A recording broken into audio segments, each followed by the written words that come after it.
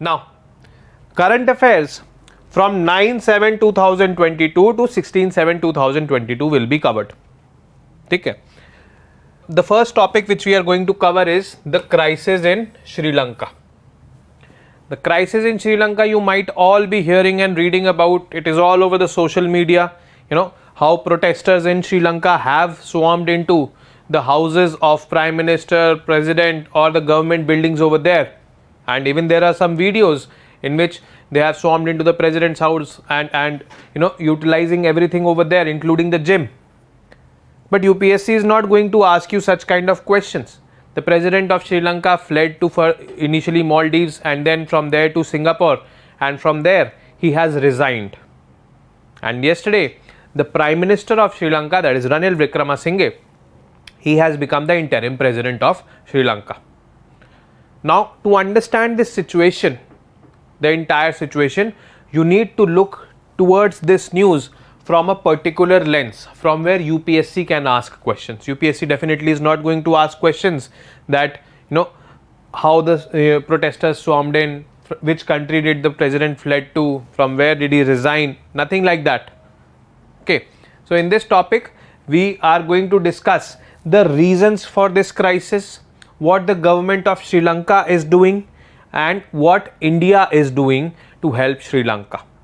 From these topics, the solution or I would say the right approach for UPSC is going to be achieved. Now, before getting into this topic, let us first understand a brief history of this island country, the small island country in the south of India, that is Sri Lanka. Sri Lanka initially was a colony of the Britishers, just like India. In 1948, the Britishers left Sri Lanka.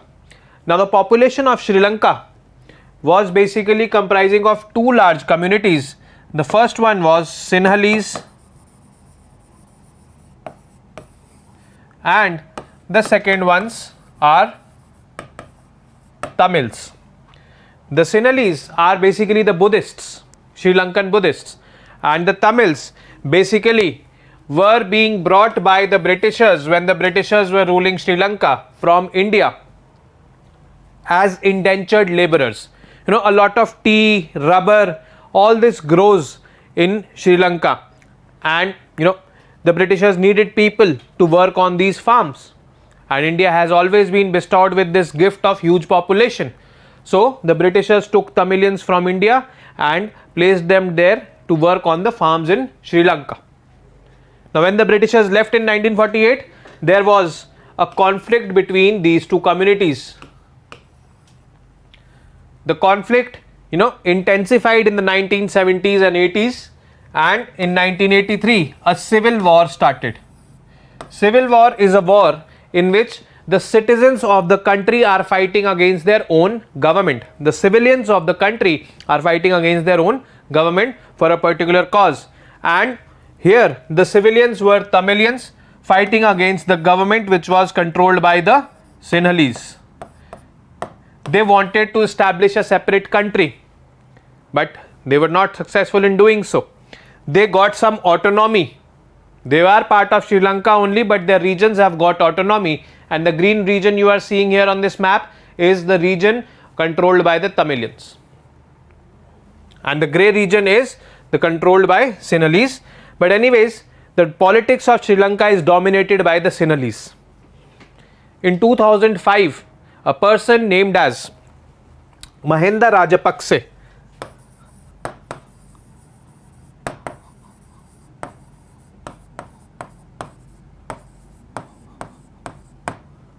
became the president of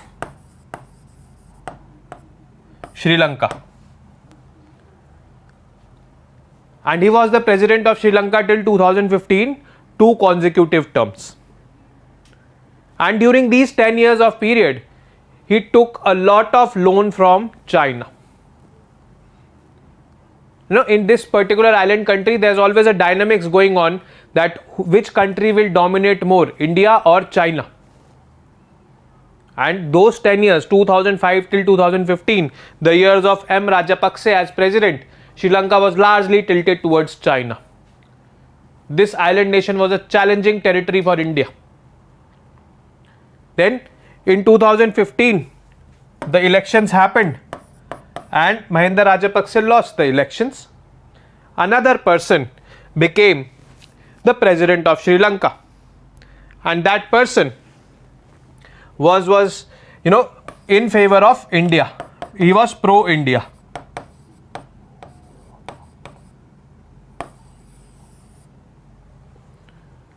His name was Maithripala Sirisena, M. Sirisena. When he became the president in 2015, and he was the president till 2019-20, he passed a Constitutional Amendment Act in Sri Lanka, and that Constitutional Amendment Act came to be known as the 19th Constitutional Amendment Act. According to that act, a person can only be a president for 2 terms maximum, and he further diluted the powers of the executive, that is the president. Now in 2019-20, when the elections were conducted again, it was clear that M. Rajapaksa could not become the president because he had already served 2 terms, that is from 2005 to 2015. So this time his brother was contesting the elections. His brother was named as Gotabaya Rajapaksa, and he won the elections. In 2020-21, the elections for Prime Minister was there in Sri Lanka, and this person, M. Rajapaksa, he became the PM.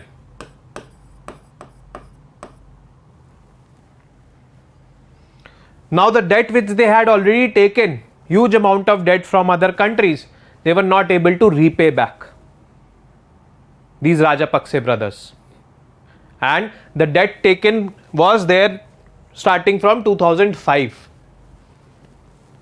So that is why the Sri Lankan protesters say that these Rajapaksa brothers have ruined the country. But let's look into further reasons. What have been the reasons for the crisis in Sri Lanka?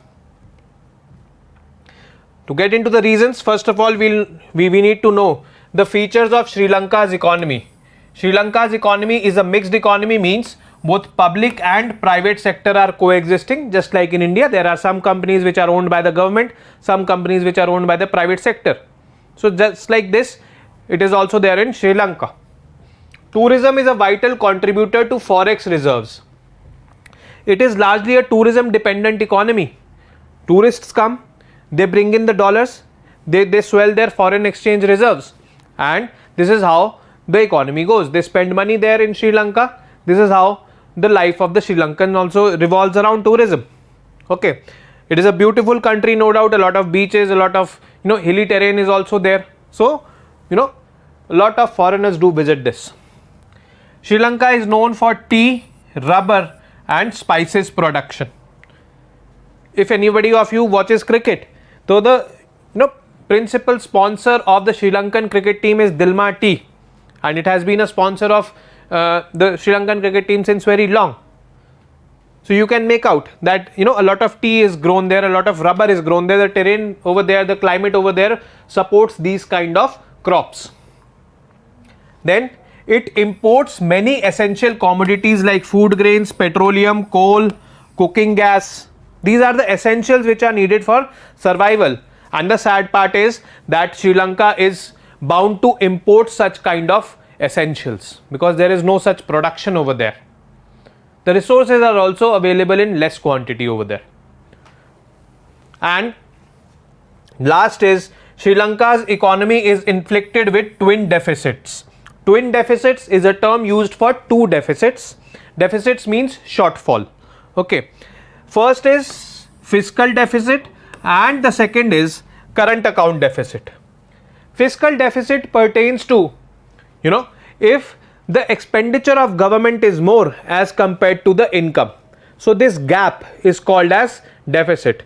Income will be from the taxes, from the fees levied by the government. Expenditure will be on the people of the country.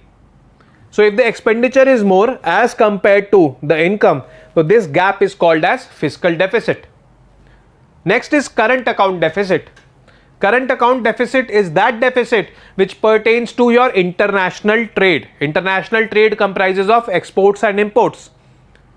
If the imports are more than the exports, if you are importing more than you are exporting, then this gap is called as current account deficit. And as we have seen that Sri Lanka depends for certain essential commodities, so the imports are high and exports are very less. It exports, the value of exports is comparatively less as compared to the imports. So these twin deficits are there in Sri Lanka's economy. Now, reasons for the crisis. First reason is drop in tourism. Now, it is quite evident that COVID-19 pandemic, the world was shut down, nobody was traveling. So, nobody was traveling to Sri Lanka also. And a tourism dependent economy, no dollars coming in, no people coming in. So, that had a major impact on, the economy of Sri Lanka, which is a tourism dependent economy. Okay. Then dwindling foreign exchange earnings. Dwindling foreign exchange earnings means the foreign exchange earnings are going down, and probably majorly due to drop in tourism. Whatever exports the Sri Lankans did, they also fell down. So the foreign exchange reserves started coming down. The foreign exchange reserves when Rajapaksa became the president in 2019 was $7.5 billion. Whereas, presently, that is in 2022 beginning, it was just $1.58 billion. Now, just to give you a brief idea, a brief picture about this foreign exchange, forex reserves, India presently has a forex reserves of roughly around $400 billion. And here only $1.58 billion are left. Then high retail inflation. Inflation pertains to price rise, simply price rise in prices. Now, this high retail inflation can be occurred if the supply of goods are restricted, if in the economy the number of goods are present less. So it is quite natural that whatever goods are present, their prices will rise. So they started restricting their imports, the Sri Lankans, because the forex reserves were coming down, and when the imports were less, there were less amount of commodities present in the economy, their prices started to rise, and this had an impact on the poor people of Sri Lanka. Sri Lanka adopted one more step which was very, I would say, sudden. An overnight shift towards organic farming. Organic farming is that farming technique in which you do not adopt or you do not apply synthetic fertilizers, pesticides, weedicides and all. You only depend upon natural fertilizers like cow dung, like cow urine or human dung, or there are some green manures also. Synthetic chemical fertilizers are not used. And why did they this? Because fertilizers were also imported. They wanted to restrict their import bill. So this overnight shift to organic farming led to drop in productivity, because in organic farming the productivity in organic farming is comparatively very less as compared to the productivity by using synthetic fertilizers. So this further exacerbated the food crisis there in Sri Lanka. Now the food grains were also available in less quantity because organic farming was adopted overnight. So this was a major flaw. Then high external debt. $5 billion debt is by China only. China has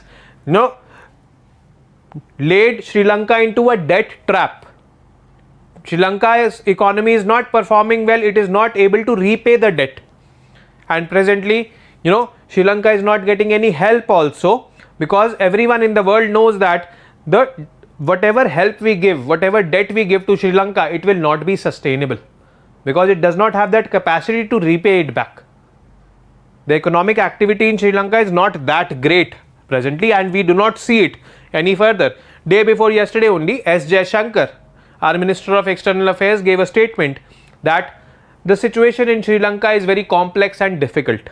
What he meant to say was that even if we want, we cannot help Sri Lanka because we will be knowing that whatever amount of help we are giving, whatever money we are giving to Sri Lanka, it is not going to come back. So the crisis is very, very deep over there. Then lack of support of IMF. IMF basically stands for International Monetary Fund. International Monetary Fund is a specialized agency under United Nations. It is a financial institution, and the responsibility or the work of IMF is to give loans to the countries all over the world to manage their liquidity crisis. Liquidity crisis, let's suppose if your forex reserves are coming down and you have to repay or you have to pay the exports which have come to you and you have to pay them in dollars, then for paying them you can take loan from IMF.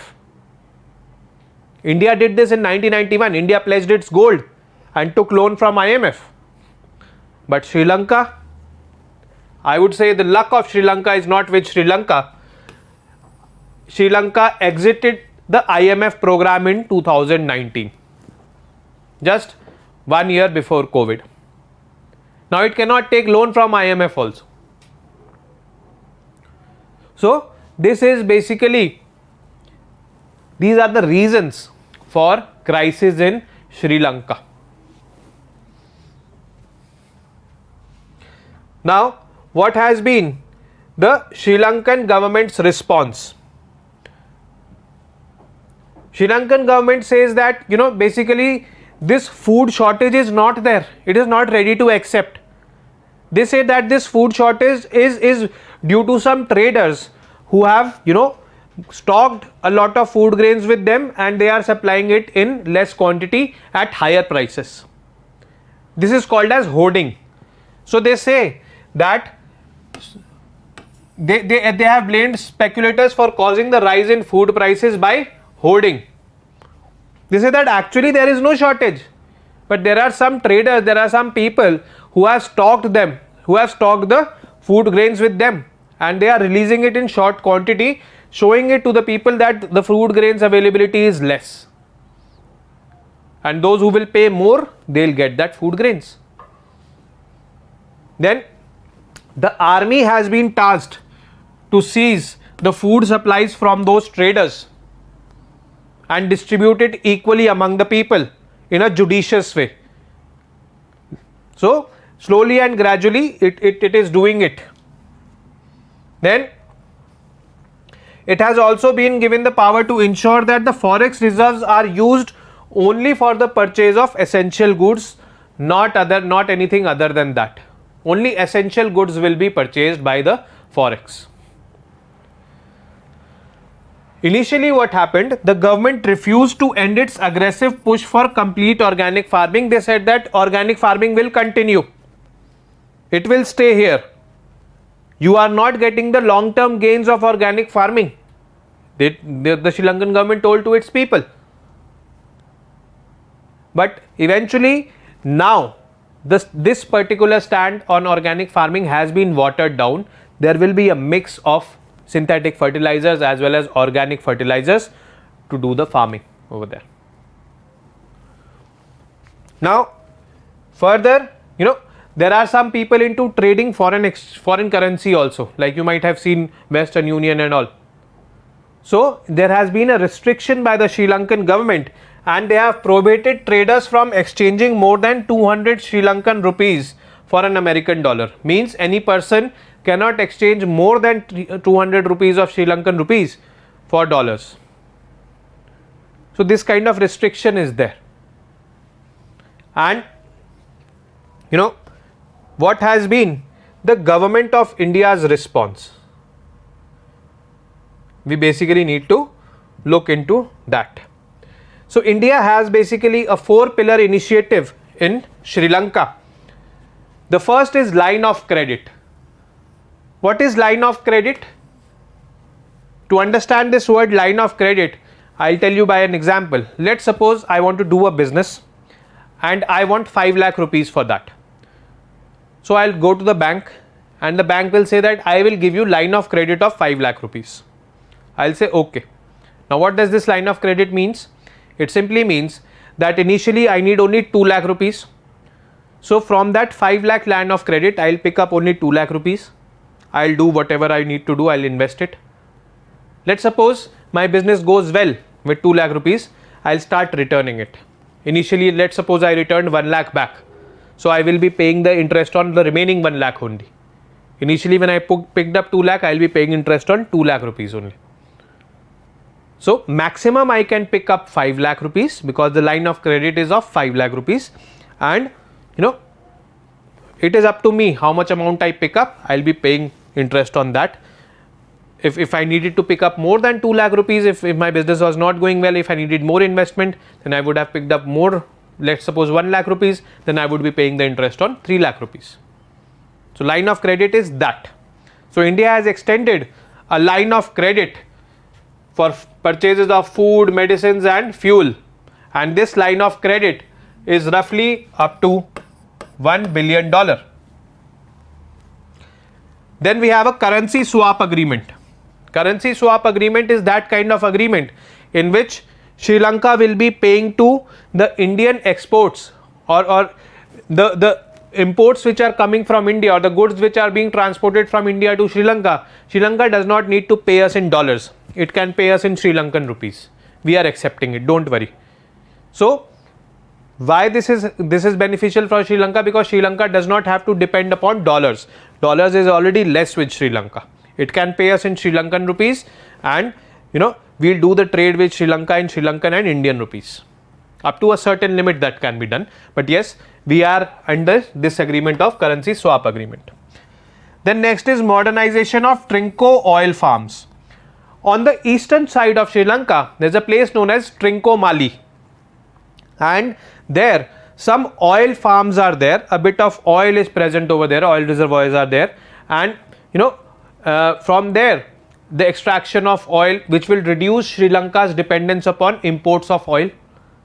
It is not going to be zero because the reserves are not that high. So development of those oil fields and all, India is helping Sri Lanka in doing that also, but that is not an overnight process. It will take a bit of time. But yes, in the longer run, it will give a boost to Sri Lanka's economy or some help to Sri Lanka.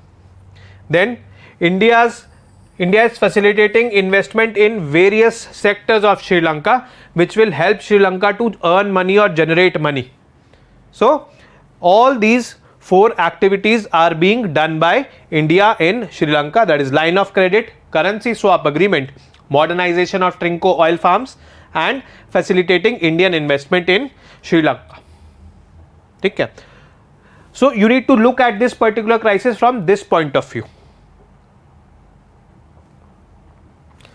Then next is the I2U2 Summit. I2U2 basically stands for 2 I's stands for India and Israel, and 2 U's stands for UAE and USA. This is the first time this summit is happening, that is why it is very much important. Yesterday only the first meeting, it was a virtual meeting which happened, in which the heads of all these countries participated. Narendra Modi of India, Yair Lapid of Israel, UAE President Mohammed bin Zayed Al Nahyan, and US President Joe Biden. They participated in this summit. This was the first meeting of this summit. It has just been formed. Okay, you need to look at it from this viewpoint.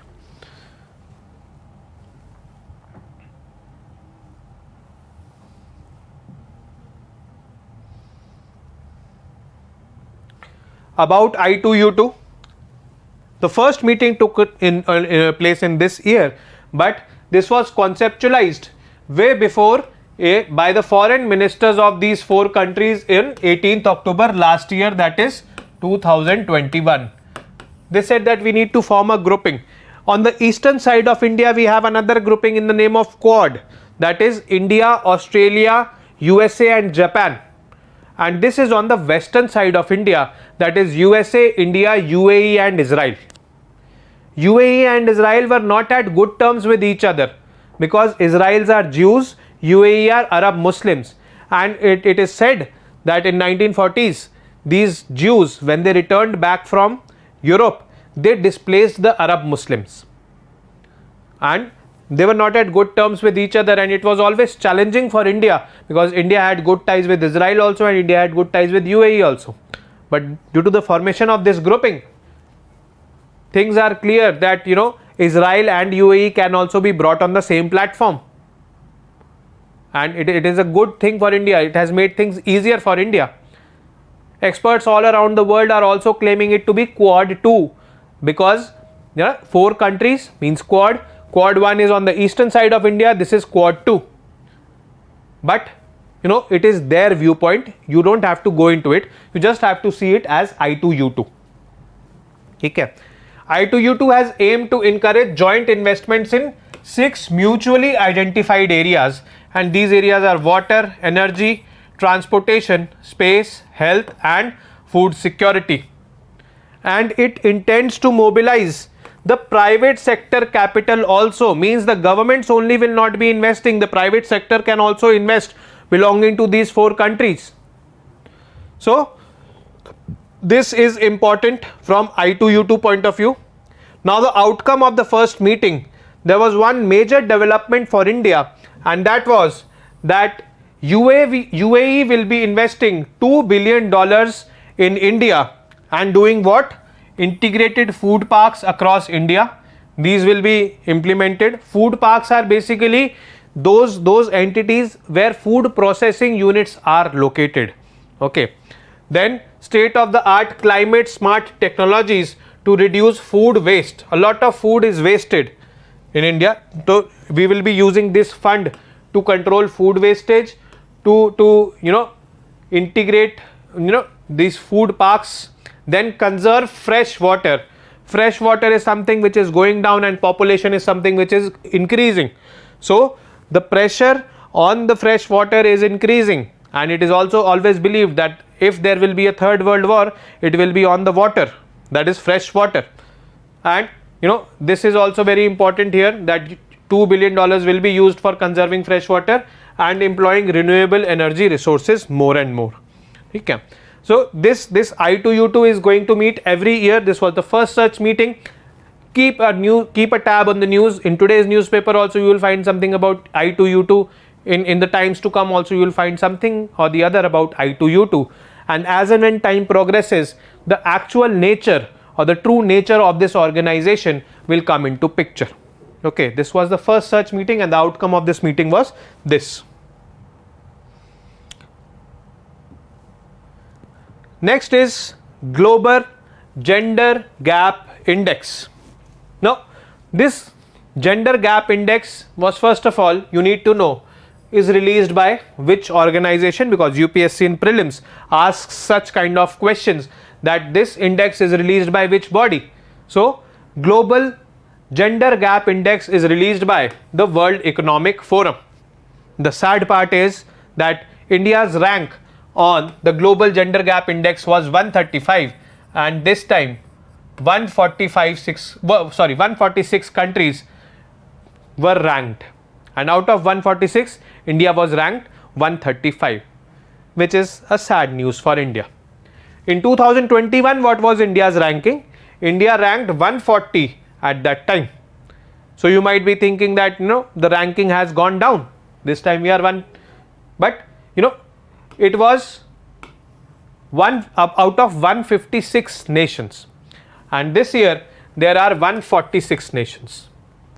So in 2021, 140 out of 156, in 2022, 135 out of 146. World Economic Forum releases this particular index. Now what is there in this index? In this index, basically, first you need to understand the gender gap index. What is it? What does it signify?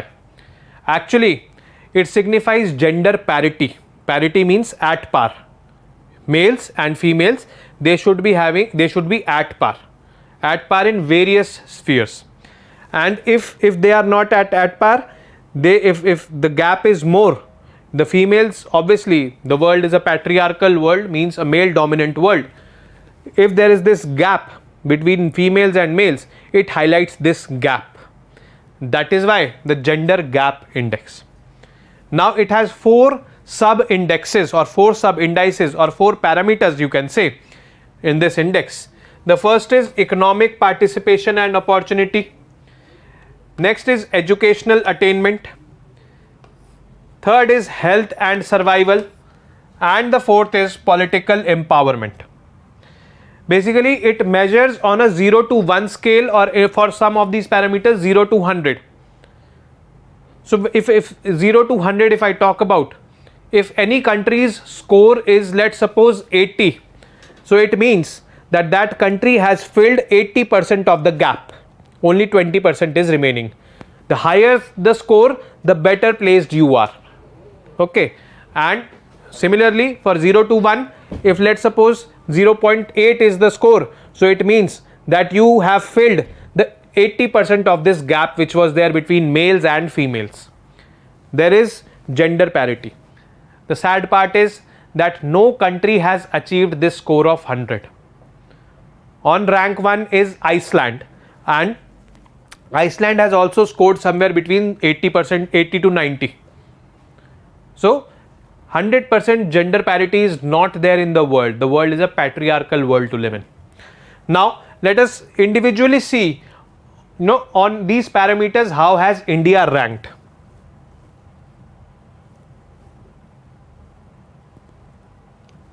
The findings of this report: India is the worst performer, means rank 146 on health and survival. Sub-index, which India is ranked 146 in that particular index. No, a sad part for India. India ranks 143 out of 146 in economic participation and opportunity. We do not let the females participate in economic activity. I'm not talking about urban areas, but you see rural areas, women are largely confined to their homes, and around, according to the latest census was there in 2011, around 68% of India's population lives in the villages. Okay, so this is there. India ranks 107 in educational attainment, so that is 107 rank. Education for female is rising, but education is measured in terms of mean years of schooling and expected years of schooling.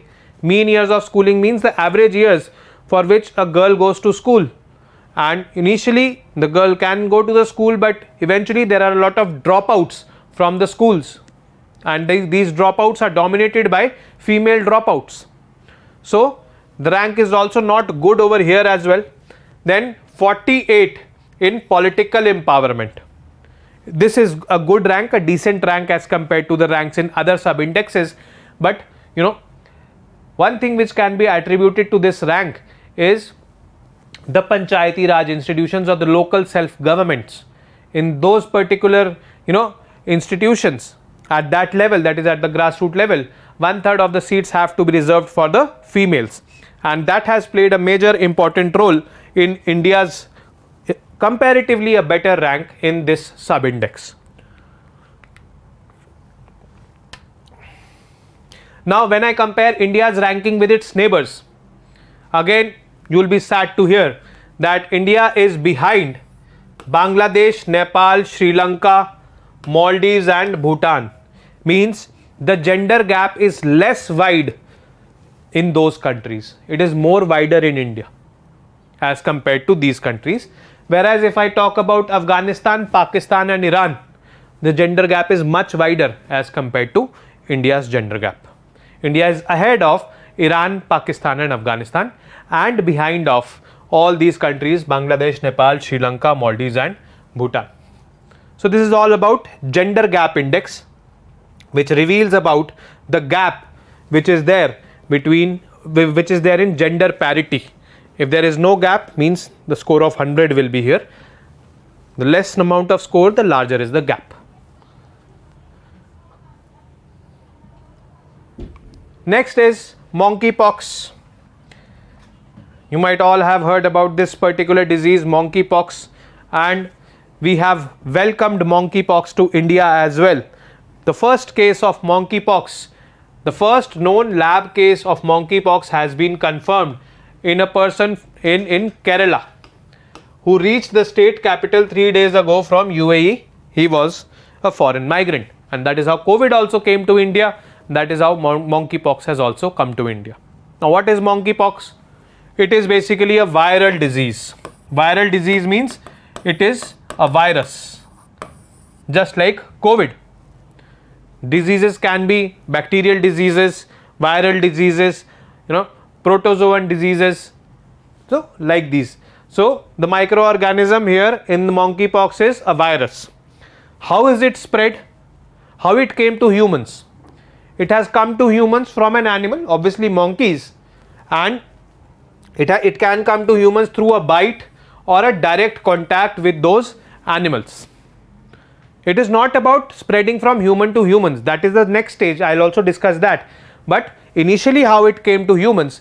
It came to humans through a bite or direct contact with that infected animal. What are the symptoms of monkeypox and how long do they last? You need to know that, because it can be the next epidemic or the pandemic in India. Okay. Symptoms include fever, rashes on the skin, they appear on the face, inside the palms and the body 1 to 4 days after the fever has occurred. No, 1 to 4, first initially fever will occur, after that 1 to 4 days these rashes will occur. Then you will have constant headache, joint ache, swelling in the lymph glands will also happen. The incubation period for the disease, the incubation period means, what does incubation period mean? The time from exposure to the virus to the manifestation of symptoms, and it ranges from 25 to 21 days.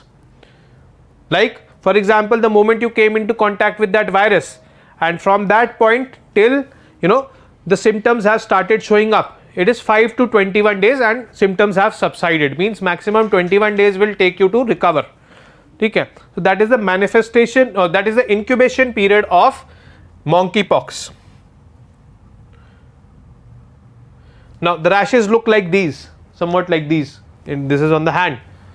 How is it transmitted from humans to humans? As I told you that it will come later. It is transmitted from human to humans only through close contact. Okay. And by touching or sharing the clothes or bedding used by the patient, because the lesions usually have a high viral load. Lesions means these blisters, there is high viral load over there, and if the liquid inside these, they spread on the bed which you are sleeping, and you sleep on that particular bed, if you have not contracted monkeypox, you will contract monkeypox. It is similar to chicken pox. The spreading nature is similar to chicken pox. Okay. So be very careful. There is another new disease in India. Okay.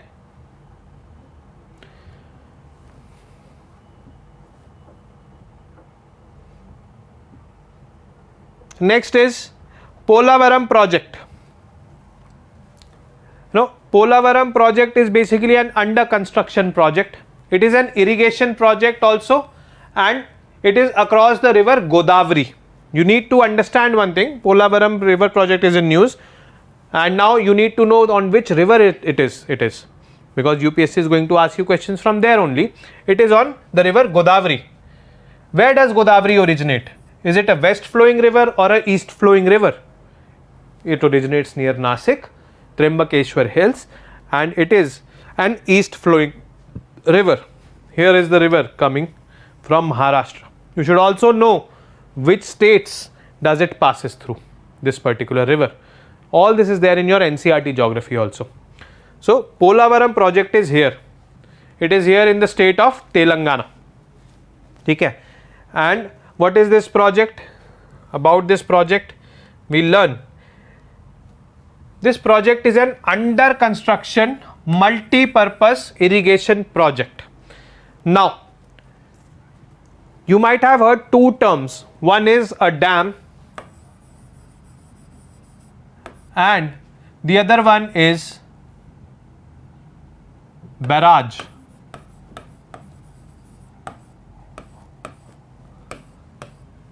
There is a difference between these two.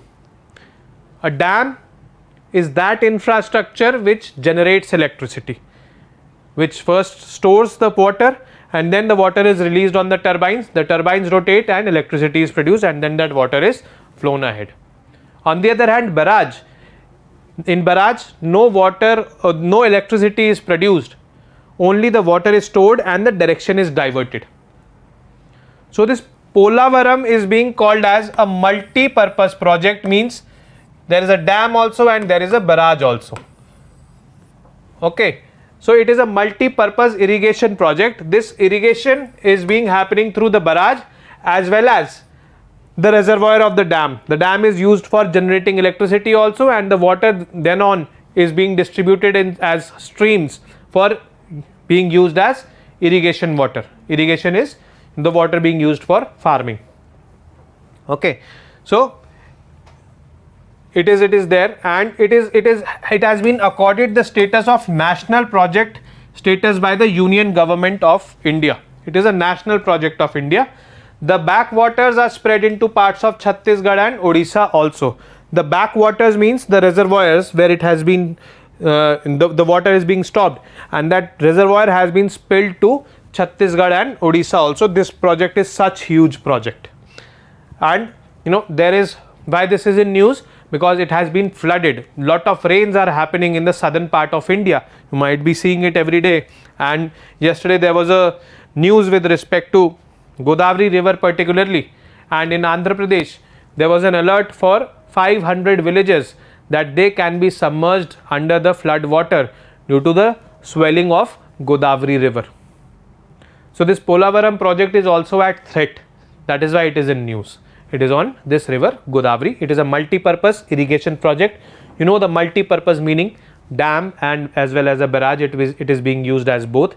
Electricity is being generated as well as the water is being used, is being diverted for irrigation purposes as well. The reservoir of this Polavaram project has been extended to Chhattisgarh as well as Odisha.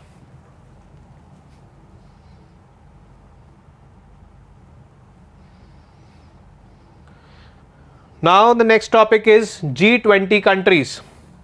G20 basically stands for Group of 20. These 20 countries are the world's major economies, you can say, or the world's developed countries as well as large developing countries. Means the top slot in when I talk about economies, okay, of the world. The 20 top countries in terms of economy, comprising of the developed as well as large developing countries. Now, the 17th G20 Heads of State and Government Summit will happen in November this year in Bali, Indonesia. And after Indonesia, in this summit, India will become the head of G20. India will assume the presidency of G20 from December 2022 onwards, and India will remain the head of G20 for the next year. The presidency of G20 rotates every year, you need to know this, among the members, and the country holding the presidency together with the previous and next presidency holder forms the Troika. Now, you need to understand what this Troika means. Basically, Troika means that the country who is presently the president of G20, it is Indonesia presently. The presidency will be handed over to India in December 2022, and before Indonesia, Italy was the president of G20.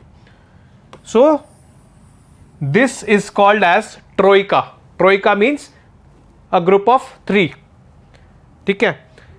So the country holding the presidency, that is Indonesia, together with the previous and the next presidency holder forms the Troika, and this Troika is formed to ensure continuity of G20 agenda. It should not be like whatever provisions or whatever things have been discussed here, whenever India becomes the president, those things are in the dustbin. Not like that. Those things should continue, and that is why this Troika is, this concept of Troika is there. And from December 2022, Italy will exit the Troika, Indonesia, India and the next president, whoever will be, will form the new Troika. Okay. Now just a quick look at the member countries of EU: Canada, USA, Mexico, Brazil, Argentina, South Africa, UK, France, Germany, Italy, Turkey, Saudi Arabia, Russia, China, India, Japan, South Korea, Indonesia, Australia. These are 19, and the 20th is European Union. European Union is also a member of G20, that is the 20th member. European Union in itself comprises of 27 countries, but European Union as an entity is a member of G20. Okay, so this will be there in the notes which will be provided to you, don't worry. Now about just a brief about G20. G20 was formed in the year 1999 in the backdrop of financial crisis. In 1999 there was this financial crisis in East Asia and Southeast Asia. East Asia and Southeast Asia is that part, Japan, Singapore, Indonesia and Malaysia, Thailand, Myanmar, all this is Southeast Asia. Okay, there was an economic crisis in 1999 in that region, and this grouping was formed at that time. Its aim was to secure global financial stability by involving middle income countries also. Middle income countries means countries like ours, the large developing countries.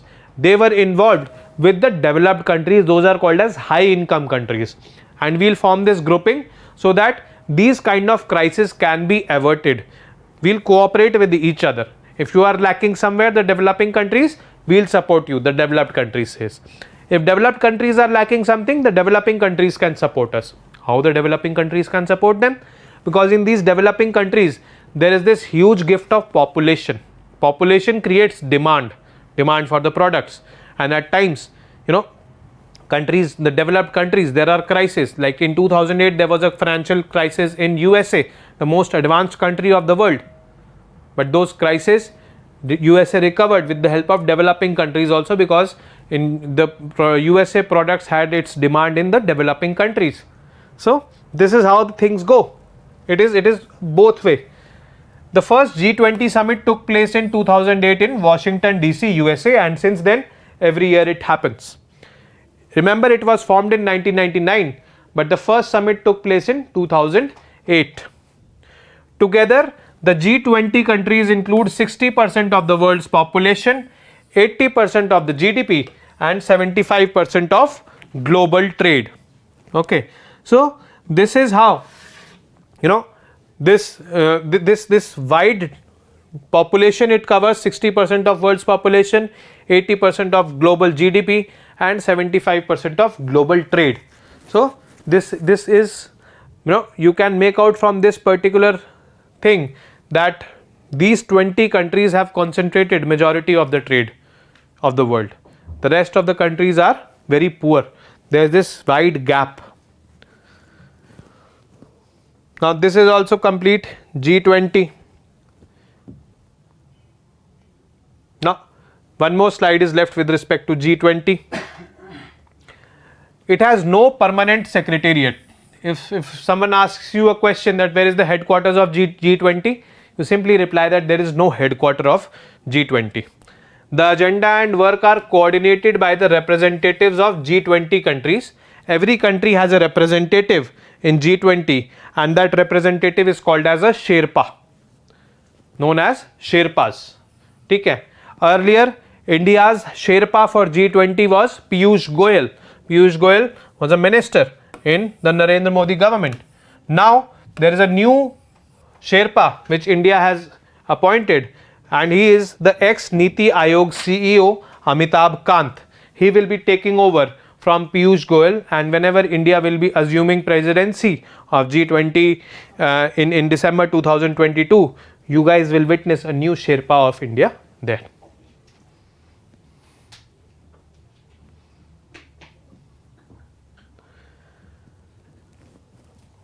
Next is Shinzo Abe.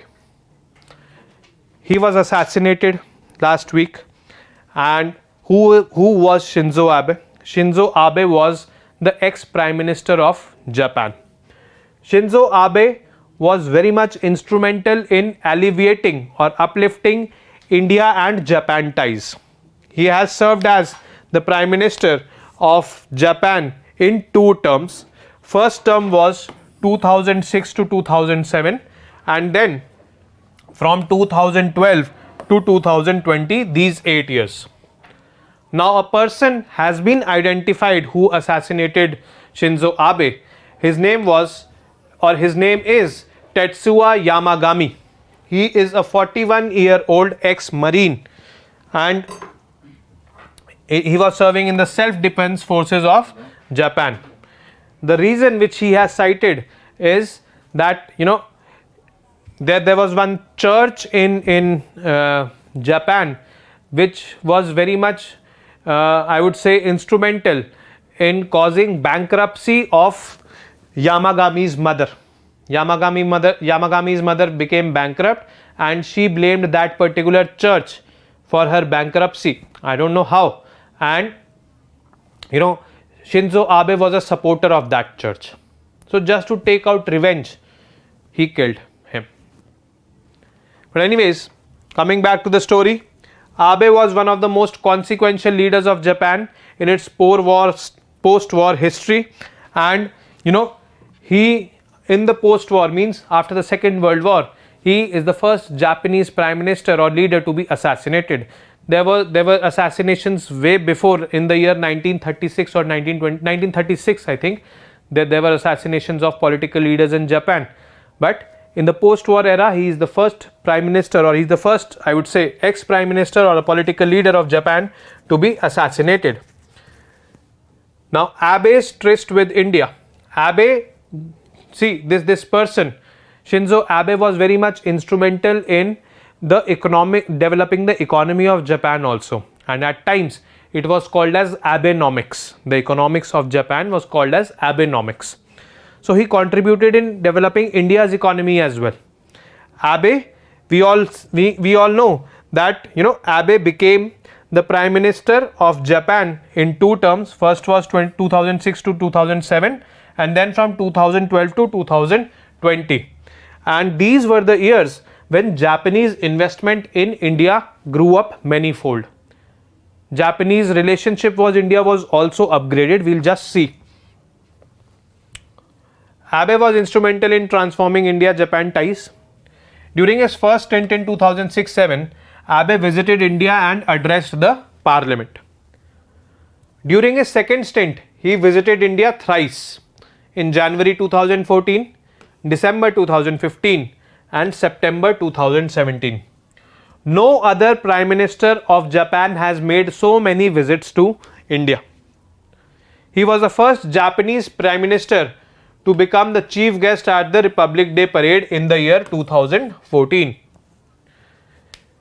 PM Modi, he obviously posted a tweet, and there was this on his Facebook page also, Prime Minister Modi's page, Facebook page, that a very dear friend Abe has gone. Okay. PM Modi came to power in 2014, and Abe agreed to upgrade the bilateral relationship to special strategic and global partnership in the year 2014. India and Japan's partnership was a special strategic and global partnership, and this upgrade was done in the year 2014 when Abe was there. Then the relationship grew and encompassed issues from civil nuclear energy. Civil nuclear energy pertains to nuclear power generation. You are using uranium to generate power, to generate electricity. So earlier Japan was apprehensive about India's nuclear program, because Japan is the only country which has borne the, or which has paid the price of, nuclear bombs, Hiroshima and Nagasaki. But Japan was critical of India also when India conducted its nuclear tests. India has conducted 2 nuclear tests, one in 1974, that is called as Pokhran 1, the other one in 1998, which is called as Pokhran 2. And when we did 1998 Pokhran 2, Japan levied sanctions on us. Although those sanctions were lifted 2 years, 3 years down the line, but Japan was critical about India's nuclear power program. But during Abe's tenure, and when Narendra Modi came to power in 2016, we signed an agreement with Japan on this front. This was the trust, this was the level of trust of Japan on India. Then to maritime security, we engaged into exercises, that is trilateral military exercises, that is USA, Japan and India. Okay. Bullet trains, quality infrastructure, bullet trains and quality infrastructure. Bullet trains project is known as Mumbai Ahmedabad High Speed Rail, MAHSR. That is also being sponsored by Japan, finalized during Abe's tenure. And quality infrastructure, we have seen many metro rail projects in India which has sprung up by Japan or which has been funded by Japan. Apart from it, Japan has also undertaken the responsibility to develop our northeastern region, and that agreement was signed in the year 2017.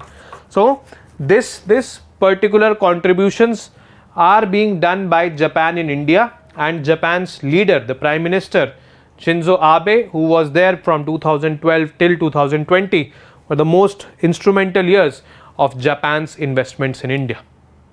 So Shinzo Abe is considered to be a true friend of India, and in this year's mains you can expect a question on India-Japan ties due to his death. As I told you earlier, APJ Abdul Kalam's death, there was an essay on his topic, and you can expect a question this year from Indo-Japan in mains. Next is Cloudburst in Amarnath. So you might have all heard this news. Okay. How many people died? What are the estimates? Nothing to do with that. UPSC is not going to ask questions from there. But yes, you should know what a cloudburst is. What is this? What is the definition of cloudburst? Sudden highly localized rains in Amarnath and Jammu and Kashmir on July 8 caused this flooding and led to the deaths of at least 16 people and injuries to more than 20 others. These figures are not relevant for us. I have just put it to give you the context of the news. Okay. But to understand what a cloudburst is, you should first go into the definition of cloudburst. A cloudburst refers to an extreme amount of rain that happens in a short period, sometimes accompanied by hail and thunder. And this has a precise definition also. The Indian Meteorological Department. Indian Meteorological Department is a department of Government of India which is responsible for predicting weather. It defines what a cloudburst is: unexpected precipitation exceeding 100 mm per hour over a geographical region of approximately 20 to 30 square kilometers. Means a sudden rain, the quantity of that rain 100 mm per hour, more than 100 mm per hour in a 20 to 30 square kilometer area. Now going back to the image which I have used for cloudburst, you see the clouds have bursted here and only in this particular region. In this particular region it is raining, and it is raining heavily. So this is a cloudburst. This kind of activity happened in Kedarnath in 2013 also. The cloudburst was there, due to which a lot of water came and destroyed everything which in its route. So cloudbursts are natural phenomenon, largely they are natural phenomenon, but increased precipitation due to global warming, and global warming is due to human factors, anthropogenic factors I call it. Okay. So this increased heat will increase the evaporation. This evaporation will form the clouds, and if the intensity of the clouds is so high that they fall down and they fall down in a very short span of period, that is called as cloudburst. So somewhere human factors are also responsible for cloudburst, largely natural. It is a natural phenomenon.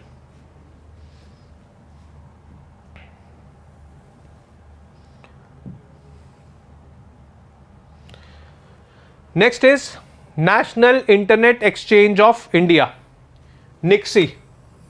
Now NIXI is basically a non-profit organization. It is under MeitY. MeitY stands for Ministry of Electronics and Information Technology, Government of India.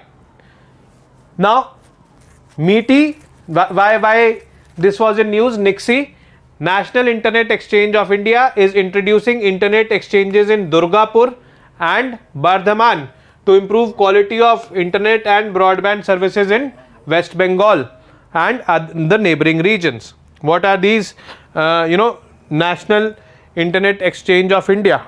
Basically,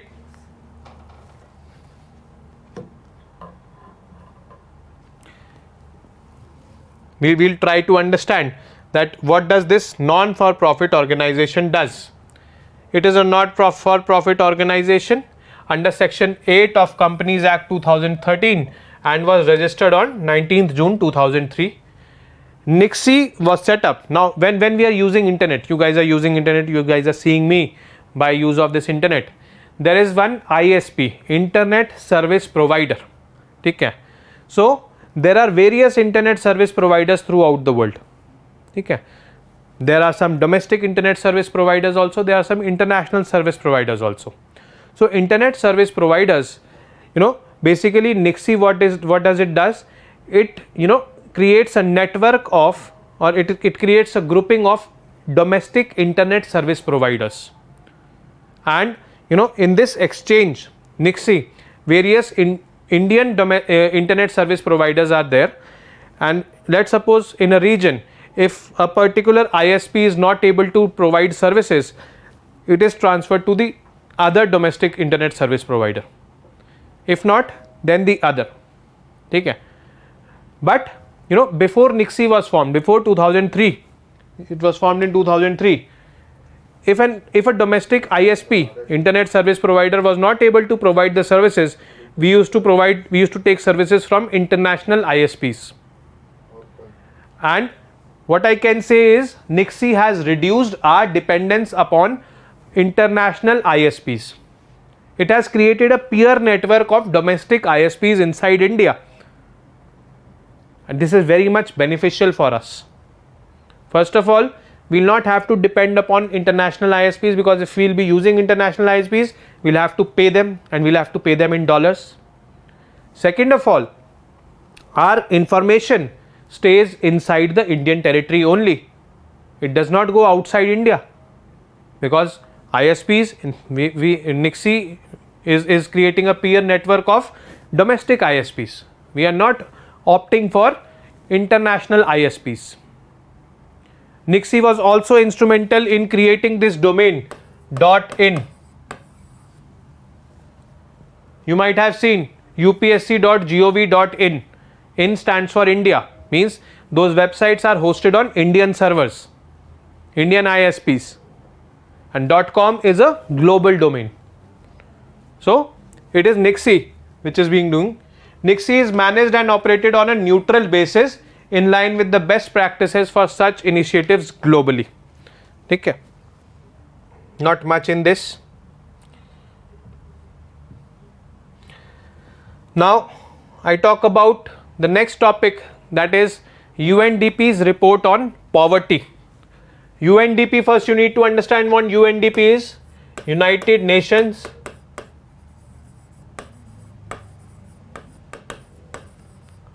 Development Program. This is UNDP. And what does this report signify? UNDP is a program under United Nations. It is simply as simple as that. Now what does this report signify? Now UNDP, it did conduct studies all over the world. The entire world presently is reeling under inflation presently. Inflation is due to multiple factors. Inflation, as I have already told you before, it is the price rise. There are multiple factors which are responsible for inflation. The first is the pandemic.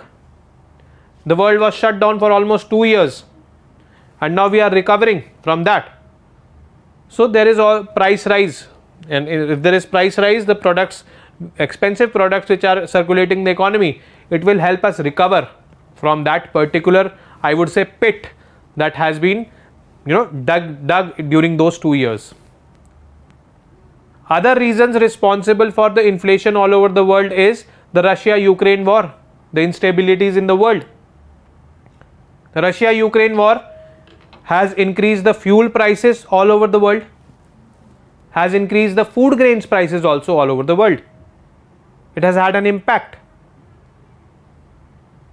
So whenever the fuel prices rise, you understand one thing, that whenever the fuel prices rise, it has an impact on the overall inflation, because if the fuel is inflated, if there is price rise in the fuel prices, then all the things in the economy will go up. The prices of all the things in the economy will go up, because everything has to be transported from one place to the other place, and for transportation you need fuel.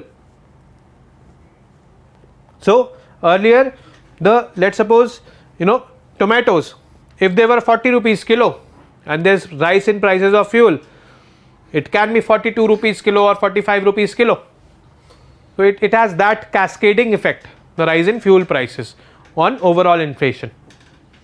So this report generally deals with one thing, that due to this rise in prices, due to this inflation, how many people have fallen into the poverty line, or how many people have fallen below poverty line. Because inflation, the maximum impact of inflation is on the poor, especially poorest of the poor. And this report deals with that. All over the world, there are many countries in which the number of people below the poverty line, this is, let's suppose, the poverty line, number of people below the poverty line, they have increased. This is APL, this is BPL. Due to inflation, more and more number of people have slipped from above poverty line to below poverty line, because they were not able to sustain this inflation. But you should be proud of the fact that India has zero impact due to this, according to this report at least. Now, there are two parameters here in this which are listed.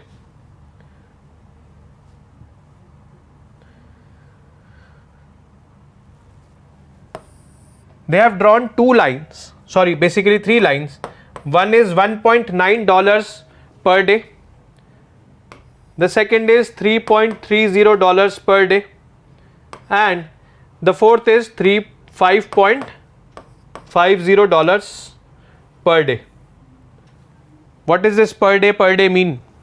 Means if a person who is earning more than $1.9 in a day is considered to be APL, and if not,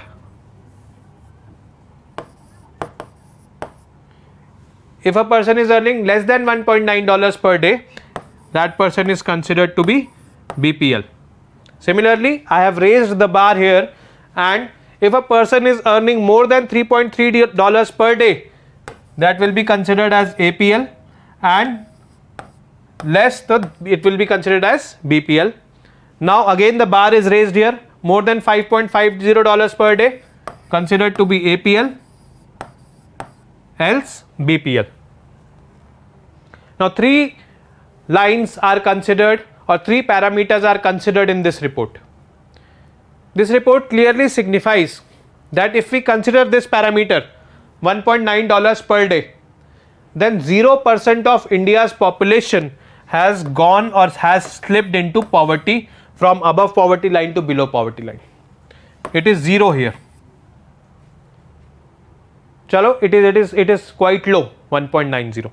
If we raise the bar a little bit, that is 3.30. Then according to this particular line, only 0.02% of India's population has slipped from above poverty line to below poverty line.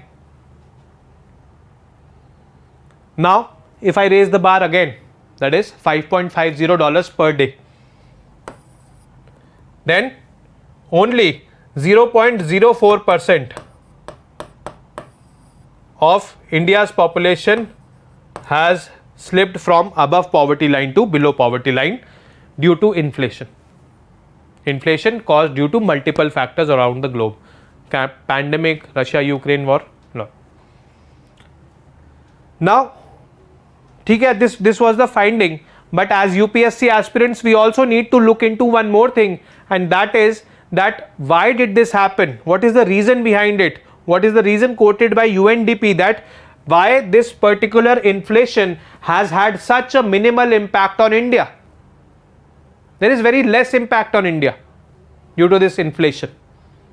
Okay, so we need to look into the reasons also, that what are the reasons behind that. The reasons are simply the initiatives of the government of India. There are two initiatives of the government of India which are into play. The first initiative is National Food Security Act, which is there in place since 2013. Now, according to this act, a person is entitled for 5 kgs of food grains in a month, and those are not free actually. Rice he or she can get for 3 rupees kg, wheat for 2 rupees kg, and other food grains for 1 rupees a kg. And let's suppose in a household there are 5 members, so 25 kg ration every month is there, which is more than enough. So you will not need to depend upon a lot of money for buying food at least. Apart from it, apart from this NFSA, National Food Security Act, at the start of the pandemic, that is from April 2020 till September this year, it is going to continue. The center has allocated more than 1,000 lakh tons of food grains for the poor. That every month the government is providing free food grains because the impact of COVID is there. So these two things have played a major role, and I think it is Pradhan Mantri Garib Kalyan Yojana, if I am not wrong. Okay. Then the government also provided a support of 1,500 rupees to over 20 crore women who had Jan Dhan accounts for the first 3 months of pandemic. Means every woman who had a Jan Dhan account and belonged to a certain category, she received 1,500 per month for the first 3 months in her account directly, doing nothing. Means 4,500 per woman. So this has played a very critical role. And you know what? These kind of schemes were there earlier also, but UNDP has clearly said the way in which these schemes are implemented now means the receivers are receiving all the entitled benefits. Earlier there were many leakages in the system. Aadhaar, Jan Dhan, mobile, or this particular trinity we call it, Jan Dhan, Aadhaar, mobile.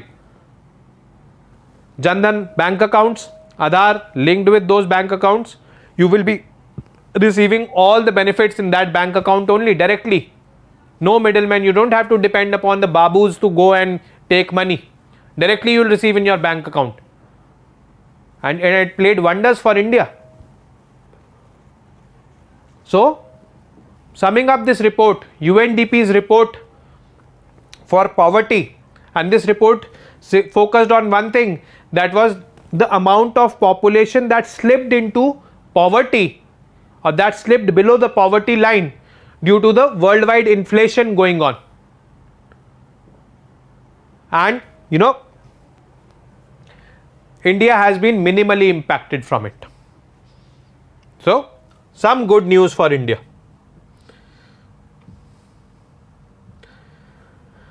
A good news followed by a shocking news.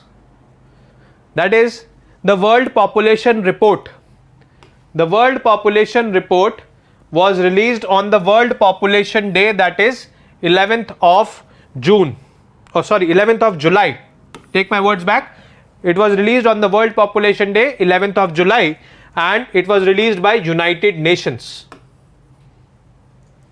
And according to this report, India is going to be the world's most populous country by the next year. There were earlier estimates that India will surpass China by 2030. Then these estimates were revised in 2018-19, and they said that the pace with which India is growing and the pace at which China is growing, it seems that India will surpass China in 2026, 2025-26. And now this year, another report has come. It says that leave 2026 also, India will surpass China next year, 2023.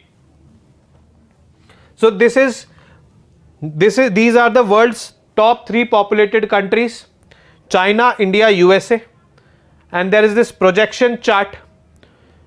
India's population according to the latest census, last census was in 2011. Census is a population counting activity which happens every 10 years. On the first year of every decade, like 1991 it happened, 2001 it happened, 2011 it happened. It had to happen in 2021, but this activity was deferred due to COVID. So you may see a census soon, but this time the census will not be released in 2021.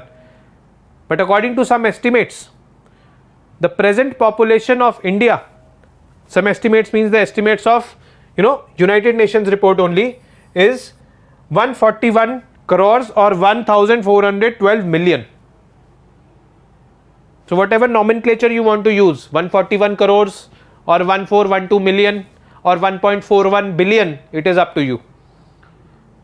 But what important here is that I want to draw a parallel, or I want to make you compare with India's population in the year 2011 census. The last available census, at that time India's population was 121 crore or 1210 million or 1.21 billion. Now it is 1.41 billion, just in a span of 10-12 years. So according to this projection, you see 1990 China's population was 1144 million, India's population was 861 million, and USA's population was 246 million.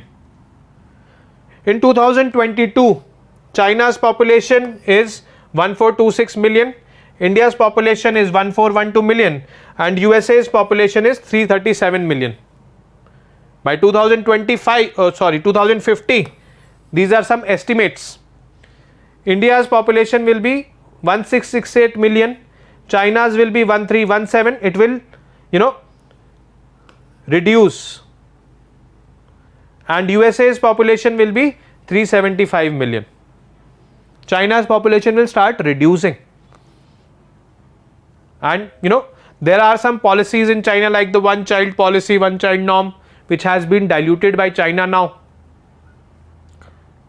because their population became stagnant. But it will have long-term impacts as well, that particular policy of China. So this is basically the population race. This is what the United Nations report has to say, and the next year is not yet far. It is just a few months away, and we'll see that how it is going to impact India. Now, findings in the report.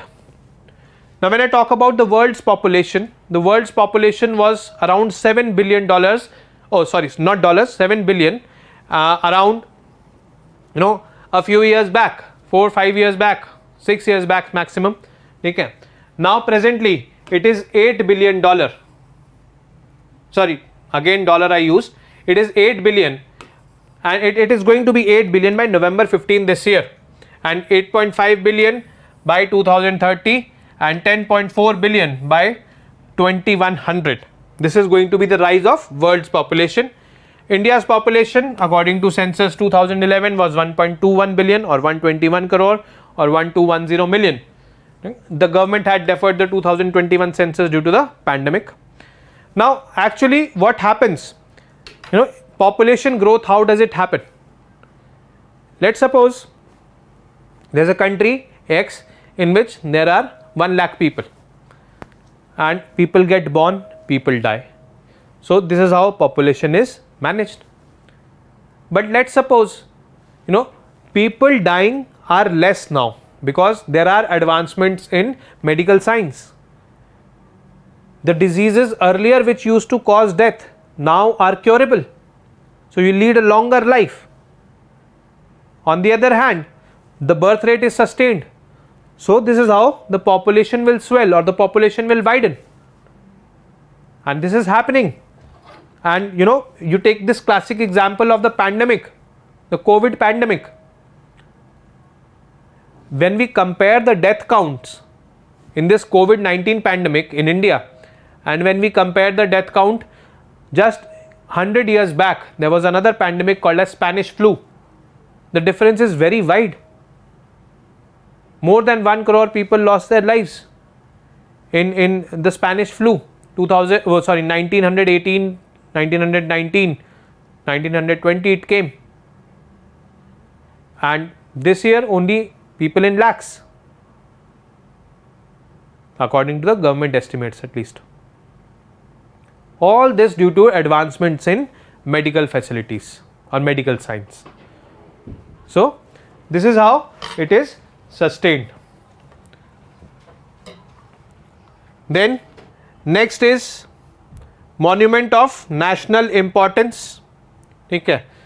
National Monuments Authority, it is a body under Ministry of Culture, has recommended 2 sites to be named as monuments of national importance. What are these monuments of national importance? Monuments of national importance are basically those kind of monuments which have a lot of relevance or belong or have been constructed by those personalities which are eminent personalities in history, and the area around these monuments of national importance is considered to be protected area. Any construction work is prohibited in that area. If any construction work has to happen in that area, prior permission from the government is sought. This is the monument of national importance, the importance of monument or significance of monument of national importance. Okay. Now the 2 monuments which are going to be named under this monument of national importance, the first is, both these monuments are related with the chief architect of our Constitution of India, that is Baba Saheb Ambedkar. And first is basically the Sankalp Bhumi Banyan Tree campus in Vadodara, where Dr. Ambedkar had taken a resolve to eradicate untouchability on 23rd September 1970. So there he took this resolve of abolishing untouchability, and eventually in our Constitution there is this article, abolition of untouchability, a fundamental right. So it became a reality. So that particular place has a historical significance. The second national monument related to the second monument which the government wants to name as a national monument or monument of national importance is the school where which Dr. Baba Saheb Ambedkar received his primary education, and that is Pratap Rao Bhosle High School, and it is there in Maharashtra, Satara. There is a place called Satara in Maharashtra. This school is located over there. So these 2 places are going to be named as the monuments of national importance, both of these related with the lives of Baba Saheb Bhimrao Ambedkar. Next news is with respect to the glaciers in Dras. Dras sector is there in Jammu and Kashmir, very much close to the Kargil border, and this place was a hotbed of war during the Kargil war of 1999. Now there are a lot of glaciers here in Dras sector. Okay, and which are a source of rivers also. There's one river which is named as the Dras River, and those glaciers are melting day by day. You might all have heard about this term global warming.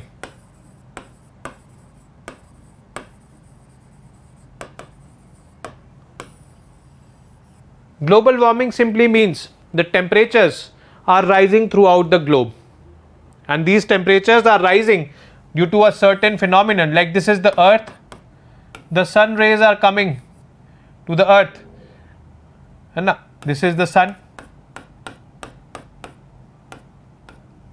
Now on earth we humans have done such kind of activities which has caused a lot of pollution.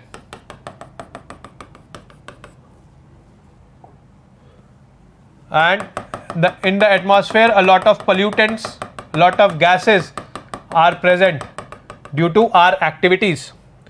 So what happens? These sun rays are able to come, but these sun rays are not able to escape from the Earth's atmosphere due to the presence of those, pollutants, or we call them the greenhouse gases, because these gases or these pollutants have created a greenhouse effect. Greenhouse effect is that effect when the heat rays come and they are not able to escape. Like you open your car standing in the sun in the summers, there will be heat inside. That is the greenhouse effect. So they are not able to escape, and due to that they are causing a lot of warming here on the earth. That is global warming, and that is why these glaciers are melting in Dras. The interesting fact which has been highlighted in Dras is that due to a lot of construction activity on both sides of the border, in all sides of the border, like India is doing a lot of construction here, China is also doing a lot of construction here, Pakistan although is not doing a lot of construction here, but yes, due to vehicular movement is high in Pakistan, it is very high in India. A lot of tourists also are visiting that particular region. Leh Ladakh is a very beautiful place, and a lot of construction is being happening in that area. So due to that, this glaciers are melting in Dras. So these are the findings in the report. You can read that. Next is INS Vikrant. INS Vikrant is an indigenously developed aircraft carrier. Indigenously developed means developed by the Indians, means make in India. Okay. What is an aircraft carrier? You need to first understand this. You are seeing this image. Now an aircraft carrier is a ship which can carry aircrafts on it. These are the aircrafts which are stationed on this ship, and these aircrafts can take off from this particular airstrip. There is an airstrip on that particular ship, and if these take off, it is impossible. Let's suppose we get into a war with USA, or we get into a war with UK. So these fighter jets cannot take off from here and do the bombings there and come back. Fuel will get over. So these are taken by the ships near to that particular war zone, and then from there they can take off.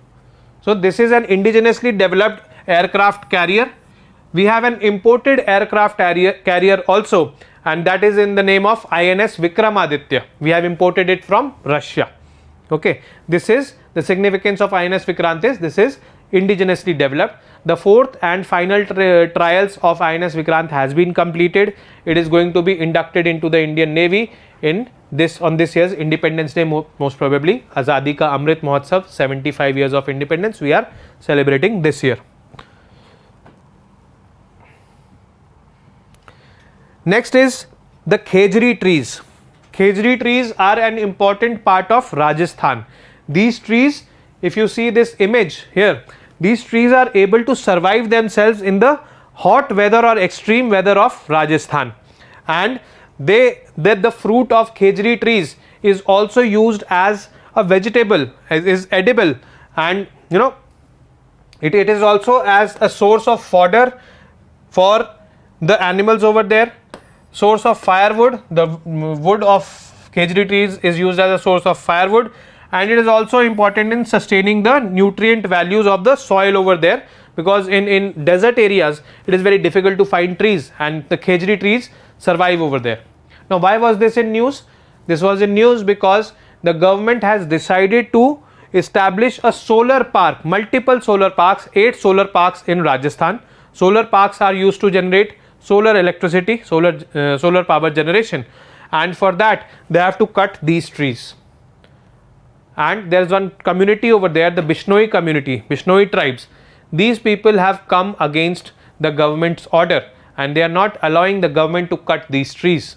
So what important was there in this news, that about the khejri trees, the importance of khejri trees, where it is found, and what is the usage of the khejri trees, and is it really viable to cut the trees and form solar parks. This is the importance of this particular news.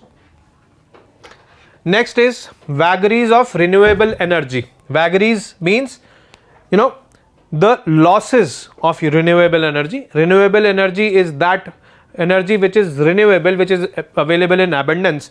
The last piece of news which we covered was solar energy. Solar power or solar energy is available in abundance. It is renewable, it will not exhaust. Whereas on the other hand, when I talk about petroleum or coal, it is non-renewable form of energy. Okay?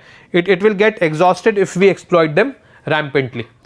But renewable form of energy, it will not get exhausted, it is available in abundance, and it has the potential to cause minimal pollution. So the world these days is switching towards renewable energy, like solar parks, last piece of news we read.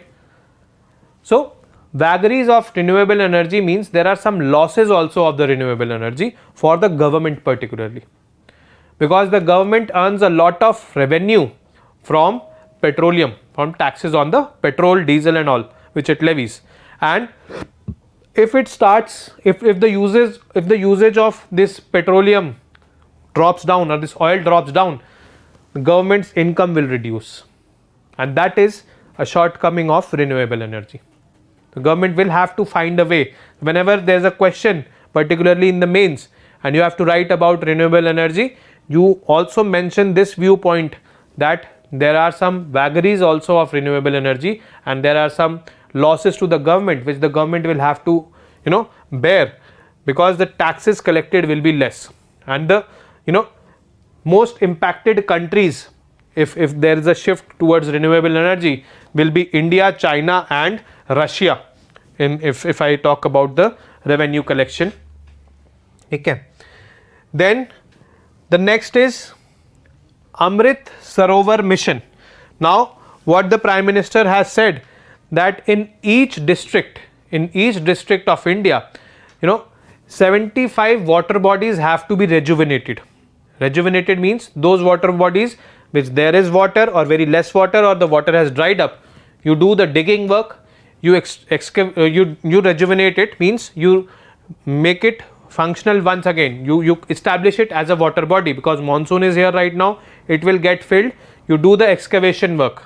Okay, you take out the sand, malba and all from there, and in each district 75 such water bodies should be there, because we are celebrating 75 years of independence, Azadi Ka Amrit Mahotsav, and there is an estimate that 50,000 water bodies will be rejuvenated in this way.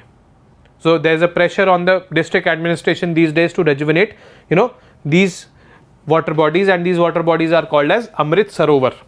Okay, and this mission is called as Amrit Sarovar mission. Now what they'll do when they take out the sand and malba? So the government has said to the district authorities that you align with NHAI. NHAI is that body which is constructing highways, and you align with Ministry of Railways, because these two bodies always need that malba for construction. So that will be used over there. So this is how you'll not have to deal with the remains of that particular excavation as well. And 50,000 water bodies will also be created. The next piece, that is the second last piece, that is critical information infrastructure. Critical information infrastructure you will be studying in internal security, basically cyber security. Now critical information infrastructure is that infrastructure which is a computer resource, the incapacitation or destruction of which, of that particular computer resource, will have a wide ranging impact. Now I'll explain it to you with the form of an example. The banks these days are working on softwares, CBS system it is called as, okay? And let's suppose there is a hacking done in that particular system. So it will have an impact on the banking system, it will have an impact on the overall economy of the country. It has ripple effects. So they are connected with one another. Those kind of infrastructures are called as critical information infrastructure.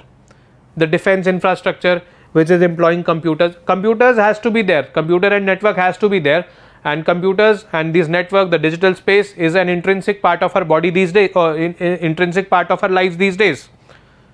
So defense sector, computers are being used. If they are hacked, it will have multiple impacts on our security. Then banking system, insurance system, there are multiple critical infrastructure, critical information infrastructure sectors which have been highlighted by the government. And now the government has said that 3 more areas or 3 more organizations need to be included in critical information infrastructure. First is the ICICI Bank, it is a private bank. Second is HDFC Bank, and the UPI managing entity NPCI, that is National Payments Corporation of India. These are the 2 largest private sector banks in India, and these are the banks which are too big to fail. They will not fail. Lot of people use their services, and the government said that their digital infrastructure needs to be labeled as a critical information infrastructure, and UPI everyone is using these days, Google Pay, Paytm and all. Okay. So this is critical information infrastructure. And the last piece of news is with respect to the national emblem of India. The national emblem of India, Prime Minister Modi unveiled a 6.5 meter tall national emblem statue or a national emblem structure on the roof of the under construction Parliament building in Delhi, which they are calling as the Central Vista project.